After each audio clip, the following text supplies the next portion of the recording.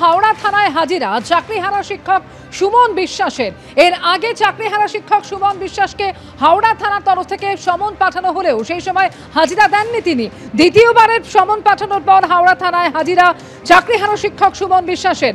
এর আগে গত 18ই আগস্ট এসএসসি ভবন অভিযানের আহ্বায়ক ছিলেন সুমন বিশ্বাস। অভিযান শুরুর আগেই সুমন বিশ্বাসকে আটকের অভিযোগ ওঠে। ওই দিনে বিকেল 5টা নাগাদ মগরা থানা থেকে বেরোন সুমন বিশ্বাস।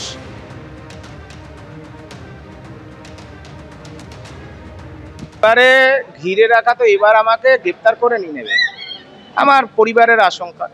তা আমি সেজন্য সবসময় বলি, একজন যোগ্য শিক্ষকের যোগ্য চাকরি চলে গেল দুর্নীতির কারণে। তাদের আন্দোলনকে দমানোর জন্য রাজ্যের মাননীয় মুখ্যমন্ত্রী, তিনি আবার পুলিশ মন্ত্রী, তিনি যদি তার রাজ্যেরই একজন যোগ্য শিক্ষককে অপহরণ করেন বা বিনা দোষে তাকে যদি ডিটেন করেন বা গ্রেপ্তার করেন, এটা রাজ্যবাসী হিসাবে, একজন চাকরিহারা শিক্ষক হিসাবে আমার কাছে অবশ্যই বেদনার। এবং আমার পরিবার, শুভানুধ্যায়ী, চাকরিহারা সমস্ত অংশের বাংলার মানুষের সকলের কাছে এটা হতাশার, দুঃখের। দেখা যাক, তারা চেষ্টা করবে এটুকুই আমি জানি, কারণ রাজ্য সরকার আমাদের আন্দোলনকে ভয় পেয়েছে, যে জন্য আন্দোলনকে দমানোর জন্য সর্বোচ্চ পর্যায় থেকে আমাকে এভাবে ডিটেন করে রেখেছে বিনা দোষে। কারণ আমার নামে আপনারা দেখুন, কোনো থানায় কোনো অভিযোগ নেই। আমার যে ব্যক্তিগত জীবন, তাতে কোথাও পুলিশের সাথে আমাদের গন্ডগোল হয়েছে এমন কোনো প্রমাণ আপনারা কোথাও পাবেন না। এসএসসি গ্রুপ সি মামলায় 5 জনের কণ্ঠস্বরের নমুনা নেওয়ার প্রক্রিয়া শুরু। সুবীরেশ ভট্টাচার্য, পঙ্কজ বনসাল, পর্ণা বসু, সমরজিৎ আচার্য সহ 5 জনের কণ্ঠস্বরের নমুনা নেওয়ার প্রক্রিয়া শুরু। আদালতের নির্দেশে এই 5 জনের কণ্ঠস্বরের নমুনা নেওয়ার প্রক্রিয়া শুরু হয়েছে।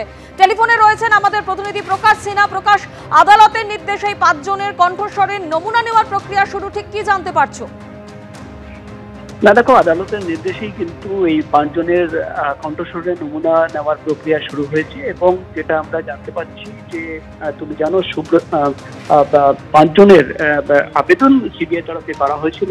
তো তারা একটা অডিও ভিডিও ফুটেজ পেয়েছে এবং সেই ফুটেজে দেখা যাচ্ছে যে বিকাশ ভবনের একটি অফিসে বসে একটা বৈঠক হচ্ছে এবং সেখানে কিভাবে পরিকল্পনা করে পরীক্ষা না দিয়েই পাস করিয়ে দেওয়া হবে ক্যান্ডিডেটদের, সেই বৈঠকের গোটা রেকর্ডিং রয়েছে। এবং তারপরেই আমরা দেখলাম সিবিআই তরফে আবেদন করা হয় এবং আবেদনে তারা জানান যে ভিডিও ফুটেজে যে কণ্ঠস্বর রয়েছে তার সঙ্গে নমুনা নিয়ে তারা কিন্তু এই 5 জনের নমুনা মেলাতে চায়।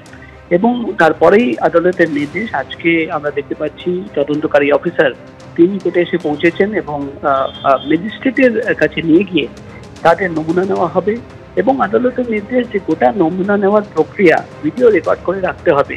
তুমি জানো, সুবীরেশ ভট্টাচার্য, পর্ণা বসু, সমরজিৎ, পঙ্কজ বনসাল সহ 5 জনের যে নমুনা নেওয়ার কথা সিবিআই তরফে জানানো হচ্ছে, এটা নিয়ে তারা ফরেন্সিকের জন্য পাঠাবে, অর্থাৎ ফরেন্সিক এক্সপার্টদের কাছে পাঠিয়ে আর তার রিপোর্ট আনা হবে। তো সব মিলিয়ে কিন্তু সেই প্রক্রিয়া ইতিমধ্যেই শুরু হয়েছে এবং নমুনা নেওয়ার প্রক্রিয়ার পরে একটি রিপোর্ট সিবিআই তরফে ফের আদালতে জমা দেওয়া হবে। ধন্যবাদ প্রকাশ।